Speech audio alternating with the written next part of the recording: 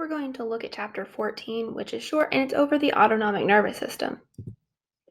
The autonomic nervous system is a control system that acts largely unconsciously and regulates bodily functions, and those would include things such as the heart, digestion, respiratory rate, pupillary response, urination or micturition, and sexual arousal. And commonly this system is talked about as the fight or flight response, but that's only one of the primary mechanisms that it uses.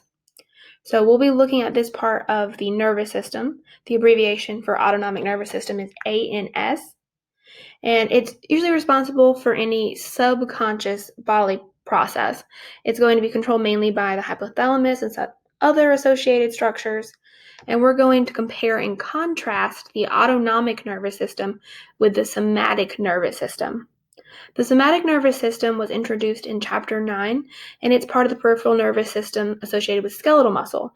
So it, for example, sent out a motor neuron that was a somatic motor neuron to the neuromuscular junction, and it helped form that neuromuscular junction with its axon terminals close to the junctional folds of that skeletal muscle fiber. So let's first focus on the autonomic nervous system so we can establish some ground rules and kind of some anatomy for it. And then we'll move on and kind of remind ourselves about what happens with that somatic nervous system and kind of what went on with the effectors of the somatic nervous system, which are skeletal muscle. So the autonomic nervous system consists of motor neurons as well, just like the somatic nervous system. It's going to be able to innervate smooth muscle, cardiac muscle, and glands, whereas the somatic nervous system innervates skeletal muscle. We're going to see that there's adjustments made so that we get the optimal support for body activities. There's actually two major parts of the autonomic nervous system, the sympathetic and parasympathetic nervous systems, and they all operate again under subconscious control, and effectors of the autonomic nervous system are mostly going to be organs or viscera, and that makes sense because the heart, which contains cardiac muscle, that is an organ. The stomach, the urinary bladder, all the organs that are hollow that contain smooth muscle in their walls can be considered viscera. So again, the autonomic nervous system is going to have viscera or organs as their effector. Just a reminder of the organization of the nervous system, we can see the central and peripheral nervous system as our two main divisions. We've talked in depth about the sensory or afferent division and how that information goes to the central nervous system. In the central nervous system, that information is integrated in the appropriate cerebral cortices, and then it's going to leave the central nervous system as a motor output or signal and be carried out to the correct effector by the motor or efferent division. So what we're looking at now is where are all the motor signals going? Some are going to the effectors of skeletal muscle, and that would be carried by a somatic motor neuron, which is a part of the somatic nervous system. Some of the signals are going to go to the heart or to the abdominal viscera, and that would be a motor signal carried by the autonomic nervous system. And then we can also see highlighted, especially in this image, are the two divisions of the autonomic nervous system, the sympathetic and parasympathetic division. So we're going to look, again, just kind of repeat in order to get this down, at the differences between the autonomic nervous system and the somatic nervous system. So again, we're going to see different effectors, different pathways, and different target organ responses to neurotransmitters. Our main neurotransmitters are going to be epinephrine, norepinephrine, and acetylcholine. So first, the effectors. This is a great study slide. I would put this information on a note card because the effectors differ, but it's concrete information that's easy to hold on to. So for the somatic nervous system, just think back to chapter 9 when we talked about skeletal muscle, and we used it really as our model for how muscles work and contract. Soma means body, so the somatic nervous system sends motor signals to the muscles that control your body movement. So that would be skeletal muscle. The effector of the somatic nervous system is skeletal muscle. The effectors of the autonomic nervous system are pretty much everything else, which are the two other types of muscle and glands. So cardiac muscle, smooth muscle, and glands, those are going to be the effectors of the autonomic nervous system. And when I say everything else, I say everything else that is an effector. For effectors, your only options are glands and muscle. So skeletal muscle is the effector for the somatic nervous system. That leaves cardiac muscle, smooth muscle, and glands for the autonomic nervous system. The somatic nervous system is going to have generally one neuron that descends or moves away from the central nervous system.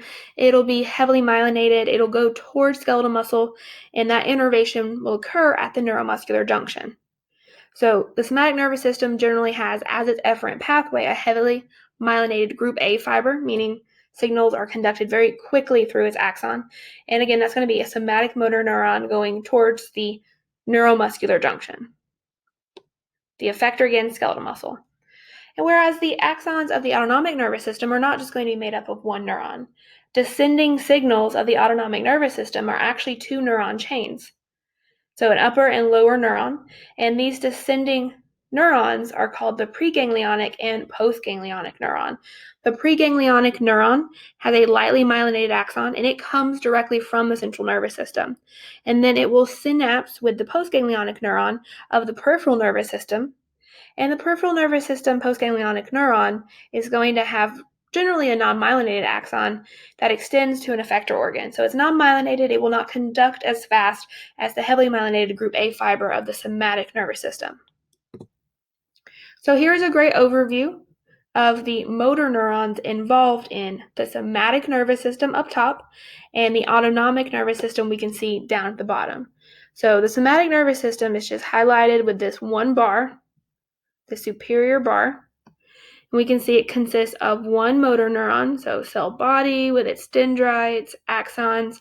We see the myelin, and it is arranged where it can use, we see this jumping ability possible, saltatory conduction. So jumping from node of Ranvier to node of Ranvier is a very quick type of conduction called saltatory conduction, and it's made possible by this heavy myelination and the wide diameter of the somatic nervous system motor neuron. What we see down here are either two parts or two neurons for anything that's considered autonomic nervous system.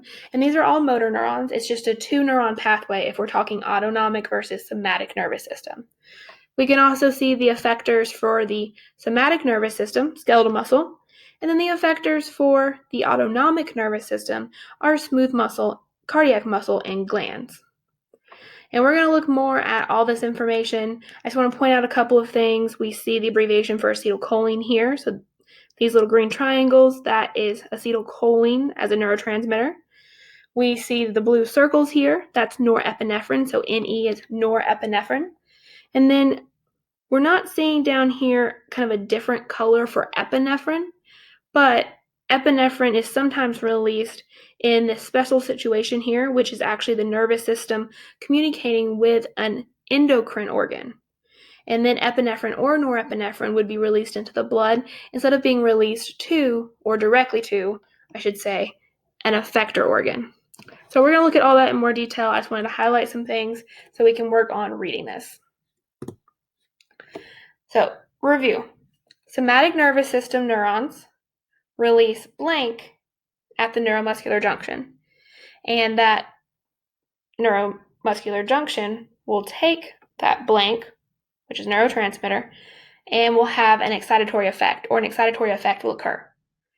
So what we're missing here in that blank is acetylcholine. You can actually see its abbreviation right here. So all somatic motor neurons release acetylcholine to their effector. And when they release that acetylcholine and that acetylcholine binds to a receptor, what happens is an excitatory effect. So if it's muscle, the muscle contracts. Now, glands are not an effector for the somatic nervous system, but an excitatory effect in glands would be secretion of whatever the product is.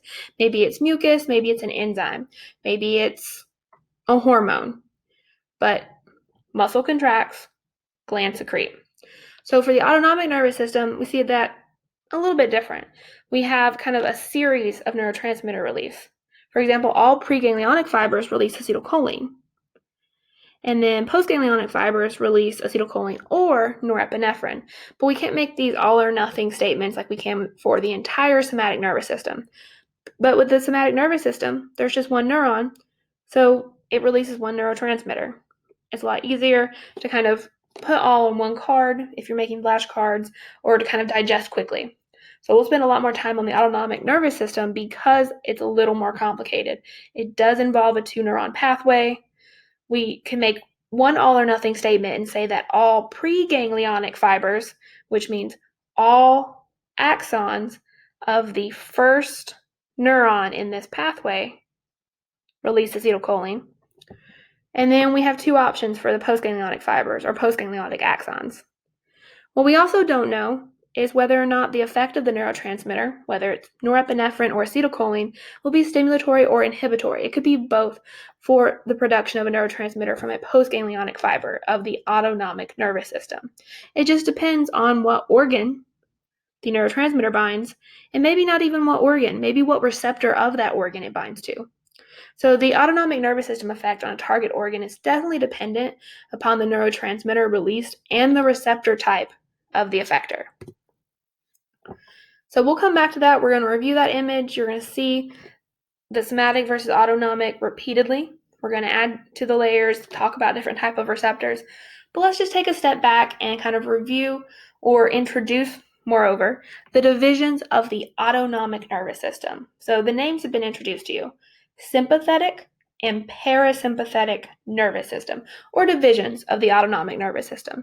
Again, so two divisions of the autonomic nervous system, and we say that their relationship is a dynamic antagonism, which basically means what one does, the other undoes. So the sympathetic nervous system tends to be your excitation system.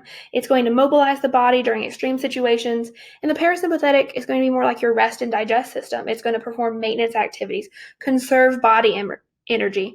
It's not going to be as active in extreme situations as the sympathetic. You also may know the term fight or flight system, or maybe response, and that's going to be carried out by the sympathetic nervous system and doesn't have a huge counterpart in the parasympathetic, except for the fact that the parasympathetic will help you calm down after that response has taken place. So the two divisions definitely counterbalance each other's activity. So let's look at the parasympathetic division first. And again, it's concerned with kind of conserving body energy, maintaining processes, and it involves the following activities called the D activities: digestion, defecation, and diuresis. Diuresis is just a fancy term for urination. So if someone just ate a meal, for an example, we'll say it's Thanksgiving and your grandmother made your favorite pie. We'll say it's apple pie. And she made it just for you because no one likes apple. Really big surprise. Usually everyone loves apple pie. But no one likes apple pie, and you got to eat this entire pie all by yourself. Well, the process that's going to follow the ingestion of the pie is further digestive processes, including propulsion, chemical digestion, mechanical digestion, absorption, and then eventually excretion. And that entire process is going to be regulated by the parasympathetic division. It would be nerves of the parasympathetic division active at their innervation locations during digestion. Defecation is also going to be controlled by the parasympathetic division, so that's the last process of digestion. And diuresis, or relaxation of your external urethral sphincter and your internal urethral sphincter, that's going to be controlled by your parasympathetic division. Other things that can demonstrate this activity is kind of a decrease in blood pressure during digestion, a decrease in heart rate, decrease in respiratory rates, also decreases in respiratory depth or depth of breathing. The only thing that's really going to be high is gastrointestinal tract activity because the parasympathetic division is going to be active during digestion. But for the most part, things are going to be low. We're going to be calming down. We're going to be relaxing. So not only can you associate the parasympathetic division with digestion, defecation, and diuresis, you can also associate it with relaxation. It's your rest and digest system. Whereas your sympathetic division, fight or flight, great term to associate with it, but it involves the E activities: excitement, emergency, exercise, even embarrassment. These are all going to promote adjustments in blood flow to certain organs, depending on if they're being used. Flow to muscles definitely going to be increased if the fight or flight response is being initiated. So we're going to increase flow to muscles or increase skeletal muscle hyperemia. And so an illustration of a person who is threatened, maybe they're trying to fight off a bear in the woods that they encountered while they were hiking, that's a really good example of the sympathetic division in action, because their heart rate's going to increase. Their breathing rate is going to increase. Not only the breathing rate, but the depth of breathing. We're going to move blood away from the dermal capillaries under your skin and send it to deeper organs and your skeletal muscles. So it'll be routed to deeper organs first and then to skeletal muscles. So hopefully you can run from the bear if you decide to flee instead of fight. And the pupils are going to dilate so that the person can see better, maybe see what they're fighting if they decide to fight the bear, or just see better if they're trying to flee and move and kind of dodge trees. So just think of someone who's fighting a bear in the woods and is either going to fight it or kind of stand there and then flee. That's a great example of the sympathetic division in action. Now let's move to the neurotransmitters and receptors that the autonomic nervous system uses, meaning both the sympathetic and parasympathetic would also use these. So we have acetylcholine and norepinephrine. Those are going to be the two major neurotransmitters we talk about when we talk about the autonomic nervous system. We can say, because we've said this before, this was our all or nothing statement, that all preganglionic axons, so the axons of that first neuron in the pathway, all of them for the autonomic nervous system secrete or release acetylcholine. So it's going to be secreted by the axon terminals of the preganglionic axons. And then we could say that the postganglionic axons of the parasympathetic division, they also release acetylcholine. Now that's a lot of terminology in order to describe that process. So when we go to the image that's coming up, I'll make sure to relay that information kind of in a more succinct way. Another term we want to introduce is a cholinergic fiber. A cholinergic fiber is an axon that releases acetylcholine. An adrenergic fiber is going to be an axon that releases norepinephrine. So these are just terms for what neurotransmitters released by the axon terminals of an axon. And these neurotransmitters, again, because they're a part of the autonomic nervous system, can be really excitatory or inhibitory as they affect the effectors that we know for the autonomic nervous system: smooth muscle, cardiac muscle, and glands. All right, so I gave you those all or nothing statements with things like preganglionic, postganglionic, axon terminals of postganglionic axon. It got lengthy as far as the description was, so let's just look at this image. All right, we've seen this before. It may look a little daunting, but it's really not that bad. Let me get my pen over here on the side. Sorry for the clicking sound. So what we have up here is the somatic nervous system. So again, really simple to understand. There is one neuron. This is a motor neuron, and it releases acetylcholine at the neuromuscular junction, which binds to receptors on skeletal muscle, and the action of acetylcholine binding to receptors on skeletal muscle is always stimulatory, which means skeletal muscle contracts. All right, so that's somatic nervous system down. That should be a review for you. If you want to know exactly the entire process, how the neurotransmitters released, go back and review chapter 9. So let's move on to our autonomic nervous system. We know that the autonomic nervous system includes the sympathetic and the parasympathetic divisions. All right, so that should be good. That we should have that information kind of down. That shouldn't be too hard to handle. It shouldn't be new information at this point in the PowerPoint. What we also want to review is that the neurons of the autonomic nervous system are going to be in pathways that involve two neurons. So here's an example at the bottom. One neuron, two neurons. Neuron 1 is preganglionic. Neuron 2 is postganglionic. And so the axon of the preganglionic neuron is the preganglionic axon, and the axon of the postganglionic neuron is the postganglionic axon. So if I said, we're going to do this slow, the preganglionic axon releases acetylcholine, that means acetylcholine is being released at the synapse between the two neurons. And now we're going to look at that particular synapse. So here's a preganglionic axon. Here's a preganglionic axon. And again, this was a preganglionic axon. So we have 3 of them. All of those preganglionic axons release acetylcholine. Every single one. So that was the statement I said before. That was an all statement. All preganglionic axons of the autonomic nervous system release acetylcholine. So that was our all statement. So that makes more sense now that we have this image to look at.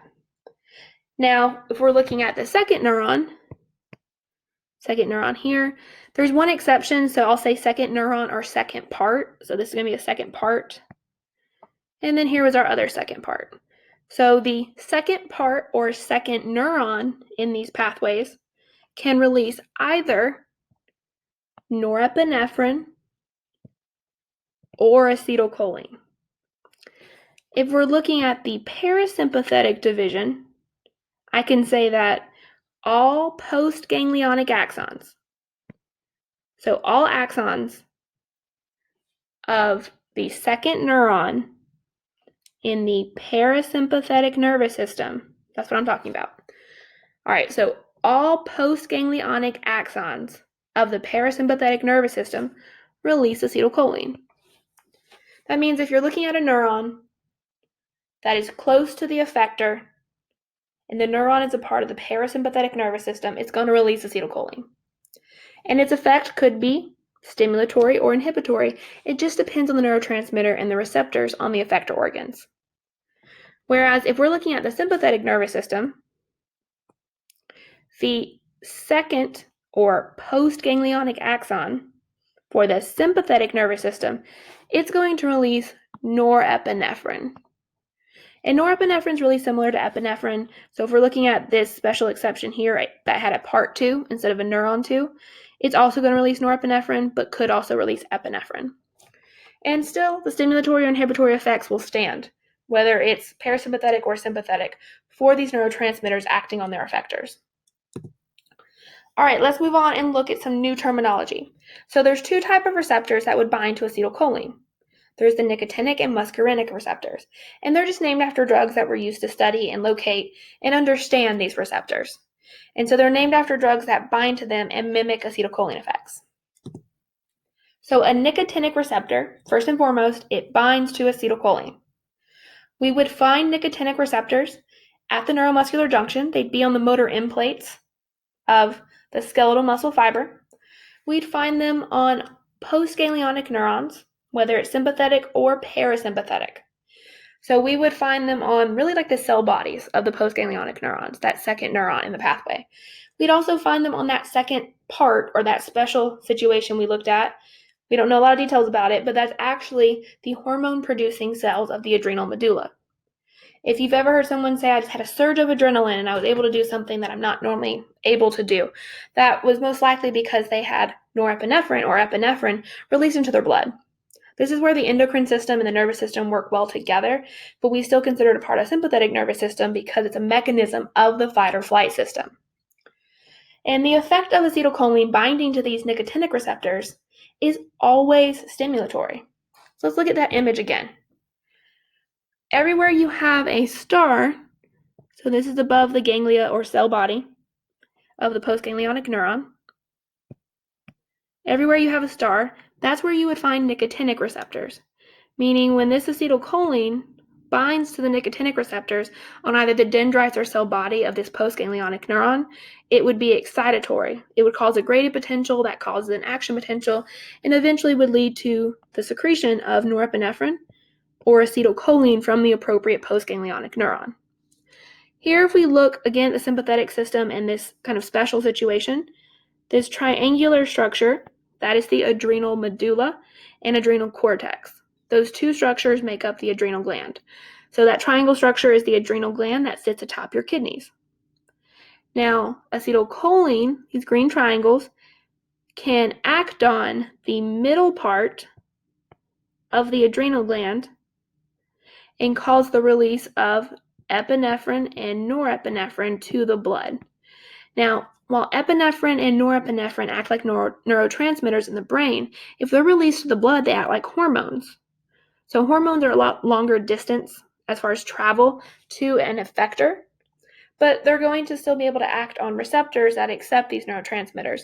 We're just not sending these chemicals via a nerve plexus or a parasympathetic or sympathetic nerve, we're sending it via the blood. So a special circumstance, slightly different, we're sending this chemical signal via the blood instead of a postganglionic neuron.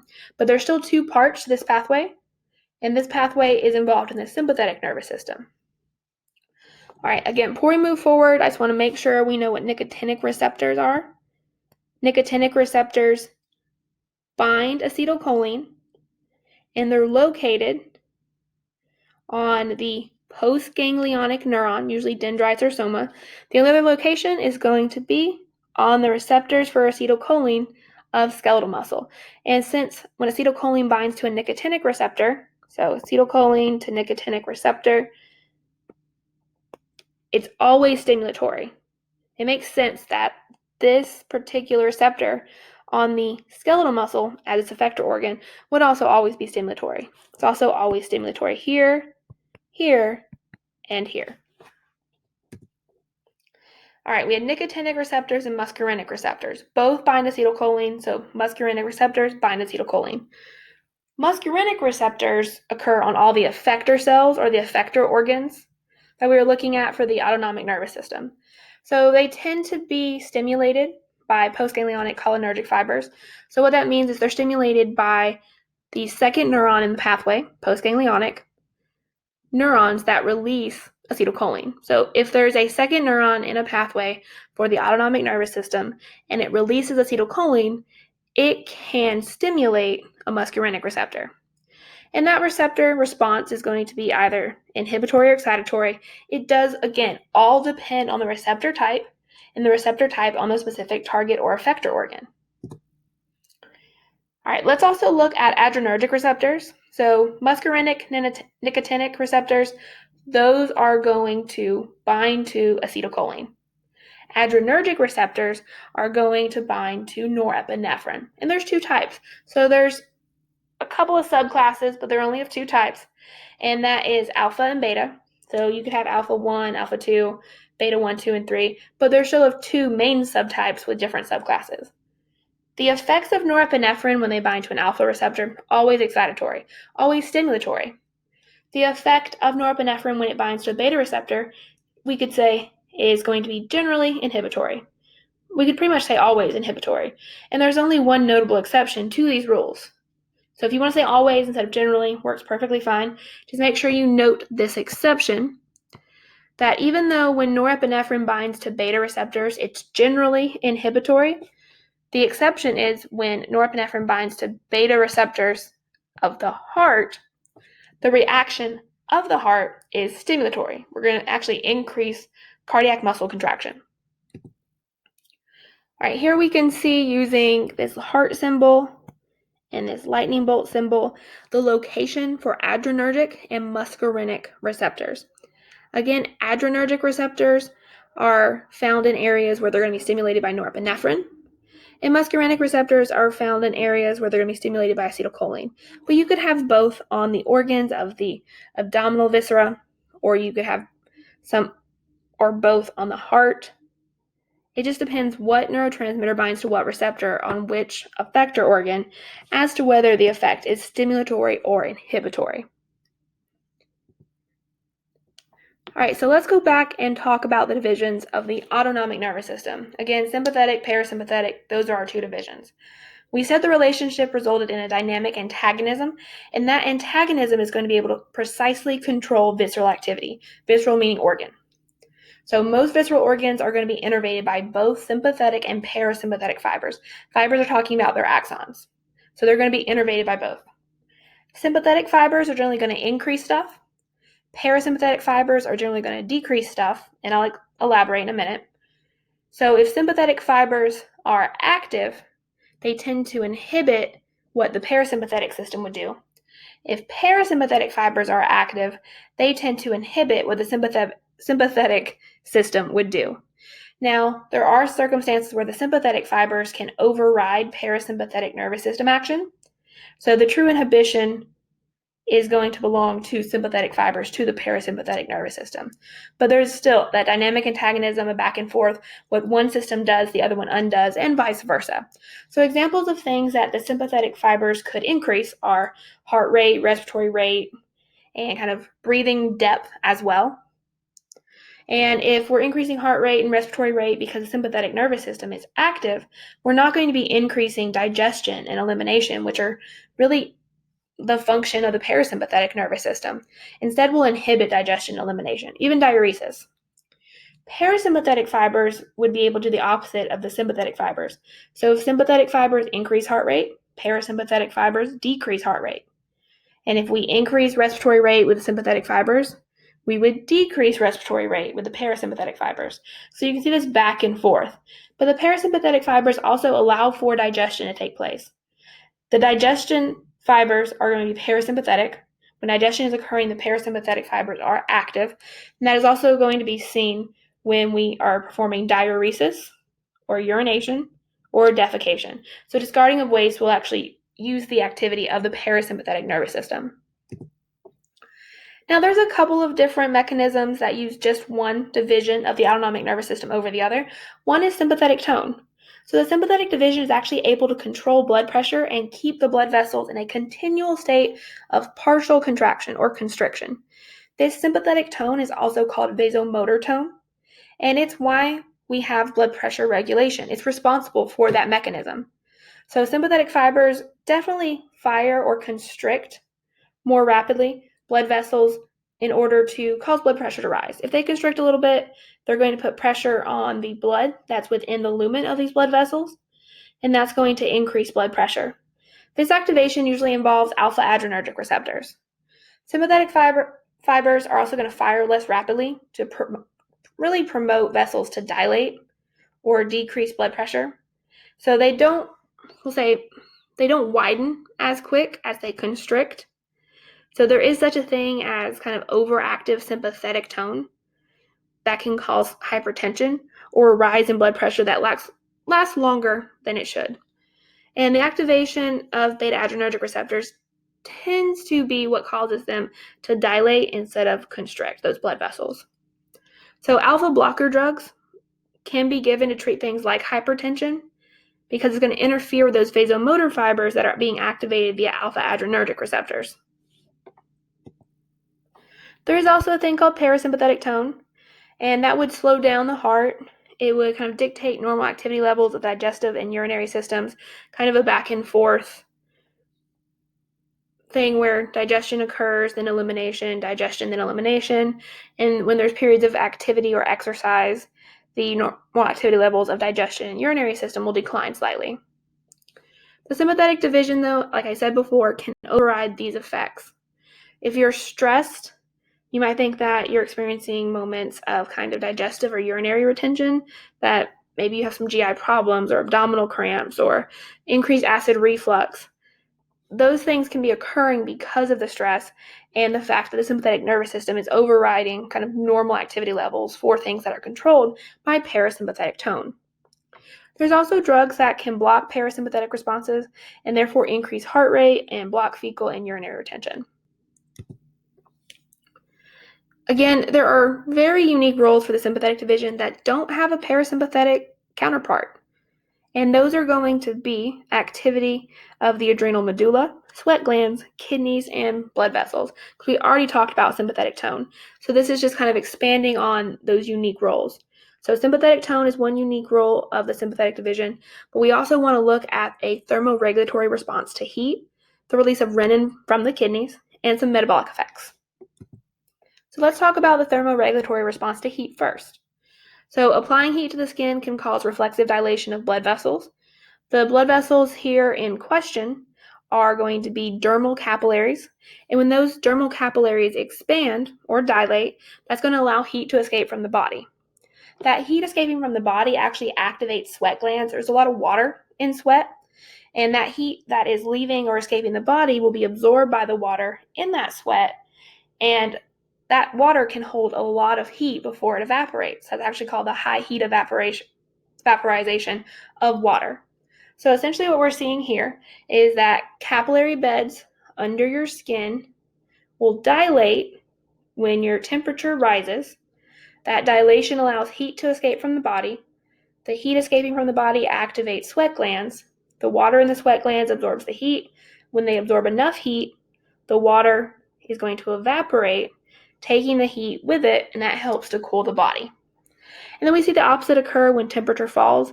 The blood vessels don't dilate, instead they constrict. And when they constrict, they're going to send that blood away from the dermal capillaries, or the area just under your skin, and they'll send it to more vital organs, kind of deeper vital organs closer to your trunk. We also want to mention the release of renin from the kidneys. And renin's a hormone. Renin is a hormone involved in the renin-angiotensin-aldosterone mechanism, and this is a mechanism that increases blood pressure. So renin is just an enzyme that causes the formation of aldosterone. And sympathetic impulses are able to activate the kidneys and cause the release of renin. So a decrease in blood pressure or blood volume can actually lead to the secretion of renin from the kidneys, and it's all going to be controlled again by the sympathetic impulses. And then metabolic effects of the sympathetic division include increasing the metabolic rate of body cells, raising blood glucose levels, so also encouraging the breakdown of glycogen, mobilizing fat as a food source in order to create energy or ATP for cells, stimulating the reticular activating system, or your RAS of the brain, and that is involved in mental alertness, so it can make you more alert, it can make you more aware of your surroundings. And to kind of finish off this chapter, we'll look at the levels of autonomic system control, and we'll also look at some homeostatic imbalances. So first and foremost, the boss of the autonomic nervous system is the hypothalamus, and that's because it's the main integration center for autonomic nervous system activity. But we do know that other controls come from the cerebral cortex, reticular formation, the spinal cord. So there's definitely other subconscious cerebral input via the limbic system and these other controls. The autonomic nervous system actually is going to be regulated by integrated reflexes through the brainstem to the spinal cord and organs. And those functions that we've talked about so far have included things like control of respiration, cardiac regulation, vasomotor activity. We didn't call it that, but that's control of the diameter of blood vessels. And we also saw that there's kind of certain reflex actions that could be controlled. The ones we haven't talked about in a lot of detail are things like vomiting. There's actually an emetic center in your medulla oblongata that communicates with your hypothalamus, so that's a part of your autonomic nervous system as well. The hypothalamus, though, that's just above the brainstem, is definitely the boss. It's the integrator for the autonomic functions that we've been talking about, and it receives not only autonomic regulatory input from these other cerebral cortical controls, but also the spinal cord and the limbic system. So go back and look in your textbook. It spends some time talking about the levels of autonomic nervous system control. Know that the hypothalamus is your boss for the autonomic nervous system, but there's communication throughout the brain. So hypothalamic control includes those things we were just talking about: control of heart activity, blood pressure, so that's via the vasomotor centers of the medulla oblongata. Those also include the cardiovascular centers found also in the medulla. Body temperature, water balance, endocrine activity. The nervous system talks very well with the endocrine system. Neural control of the endocrine system is commonly seen, and the hypothalamus is definitely a neuroendocrine organ, so it does both. There's also going to be emotional stages, things like rage, pleasure, biological drive, so libido, things like hunger and thirst, that are controlled by the hypothalamus. And reactions to fear or the fight or flight system, a lot of those will also be communicated with not only the reticular activating system, but the limbic system as well. And if you need to review the functions of the hypothalamus, make sure you go back and look at the diencephalon in chapter 12. The hypothalamus, before, what we were associating it with were not only many functions, but the main word was homeostasis. So it's great at controlling body processes. So it makes sense that it's the regulator or boss of the autonomic nervous system, which has two systems that exist in a dynamic antagonism, where what one does, the other undoes, and that makes sure that we keep chemicals and hormones and other things that are occurring in the body, such as respiratory rate, heart rhythm, all pretty regulatory. And then here's just an image showing the levels of autonomic nervous system control. So there were areas in the cerebral cortex. The limbic system talks to the hypothalamus, but the hypothalamus is the boss. The brainstem is going to have a lot of regulatory centers, including cardiovascular and vasomotor centers, as well as an emetic center. emesis is vomiting. And then the spinal cord is going to control things like reflexes for micturition or urination, defecation, the male libido, things like that. And we got into one of our last topics, which is the homeostatic imbalances that are associated with kind of abnormalities of the autonomic nervous system. And the first one is hypertension, which is high blood pressure. And this, again, can be called, because we talked about sympathetic tone, it can be caused by overactive sympathetic vasoconstriction, commonly a response to stress, but it can become chronic. It's generally treated with adrenergic receptor blocking drugs. There's also Raynaud's disease, which is exaggerated vasoconstriction in the fingers and toes. So we can see an image down in the lower right, and that can produce pale or cyanotic and kind of painful symptoms, and it'll be treated with vasodilators. So the blue coloration to the tips of the fingers, that's a more severe version of Raynaud's disease than just kind of the pale color. We're not 100% sure why this occurs, why the exaggerated vasoconstriction occurs mainly in the extremities, especially in the fingers and toes. There's also autonomic dysreflexia, and it's another syndrome where blood pressure is going to skyrocket. And it's caused by uncontrolled activation of autonomic neurons, mainly of the sympathetic nervous system. We do find that it's more common in quadriplegics, those that have spinal cord injuries above their thoracic vertebra 6. And it can be life-threatening because it can cause imbalanced sympathetic discharge. That reflex sympathetic discharge, when it's not regulated, can result in acute, so short-term, sudden, but uncontrolled hypertension that can be very damaging. It can result in seizures, retinal hemorrhaging, pulmonary edema, renal insufficiency, myocardial infarction, which is a heart attack, even cerebral hemorrhages, and death. So this could be life-threatening, and it would need to be treated by, again, adrenergic blocking drugs.